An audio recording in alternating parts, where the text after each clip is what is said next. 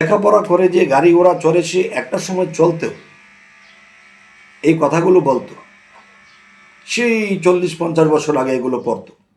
পড়ালেখা করে যে গাড়ির তলে পড়ে সে, পরে শেষে মরে সে। আসলে কিন্তু বিষয়টা এটা নয়। যেটা বলতে চাইব যে পড়ালেখার পাশাপাশি আমাদের কি করতে হবে, একজন কামেল মুর্শিদের কাছে বায়াত গ্রহণ করতে হবে, রুহানি জগৎটা জানা হবে। মৃত্যুর পরে আত্মা রুহানি জগতে চলে যাবে এবং মৃত্যুর আগে আপনার মধ্যে আছে, বাহির হচ্ছে যাচ্ছে। এটাকে ধরতে হলে, বুঝতে হলে কামেল মুর্শিদের কাছে যেতে হবে। তাহলে রুহানি জগতের শিক্ষা, সামাজিক শিক্ষা দুটোই আপনি পেয়ে গেলেন। আপনার জীবন আপনার, সিদ্ধান্ত আপনার, জ্ঞান বিবেক বুদ্ধি আপনার। তাই বলবো করে হাত জোর, সেটা কি? যে কোরআনে এসেছে বায়াত গ্রহণ করতে হবে। এটা কে বলেছে? রাসূল বলেছে। কে বলেছে? আল্লাহ বলেছে। রাসূল আল্লাহ এক জায়গায়। তাহলে সেই অনুসারে কি আপনি বায়াত হয়েছেন? 100 ভাগের মধ্যে 40 ভাগ মানুষও পাওয়া যাবে না। তাহলে আল্লাহ তো বলেছে বায়াত ছাড়া আমি রাসূলকে পাবে না, আর আমি রাসূলকে না পেলে তুমি আল্লাহকেও পাবে না। তাহলে সূরা ফাতা 10 নম্বর আয়াত পড়ে দেখুন। আল্লাহর বাণী একটি অক্ষর যদি কেউ নিজের মধ্যে দেখার নসিব হয়, তার জন্য দোজখ হারাম। এই কথা কোরআনে কয়। কোরআনে কোথায় বলে? সূরা হামিমের 2 নম্বর আয়াত, কিতাবুন ফুসিলাত আজাতু কোরআনান আরাবিয়ান। একই আয়াতে বলা হয়েছে কোরআন, এই আয়াতই বলা হয়েছে কিতাব। তাহলে কিতাব এবং কোরআন এর মধ্যে পার্থক্য রয়েছে। কিতাব হলো আপনার মানব বডিটা, আর এই ভিতর থেকেই বের হয়েছে কোরআন। অবশ্যই এই কথাগুলো বুঝতে হলে কামেল মুর্শিদের কাছে যেতেই হবে। একটা কথা বলে থাকি, তোমরা কখনো পেঁয়াজ খাবে না। পেঁয়াজ খাওয়া নিষেধ করেছে, কিন্তু ডাক্তারি মতে, কবিরাজি মতে আমরা পাই যদি কেউ পেঁয়াজ খায় তাহলে কিন্তু দেখা যায় কি তার গিরাগারটি টাইট হয়, তার চলাফেরার জন্য সুবিধা হয়।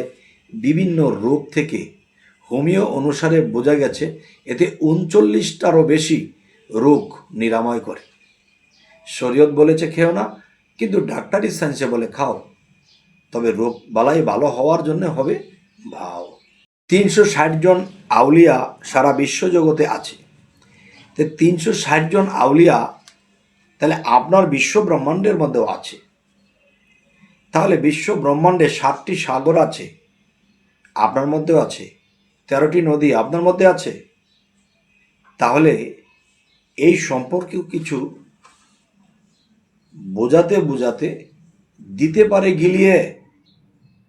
আমি বলবো তারা এইসব কথা বা এইসব জ্ঞানের মধ্যে যারা হাবুডুবু করবে তারা আল্লাহর দর্শন লাভ করবেন না।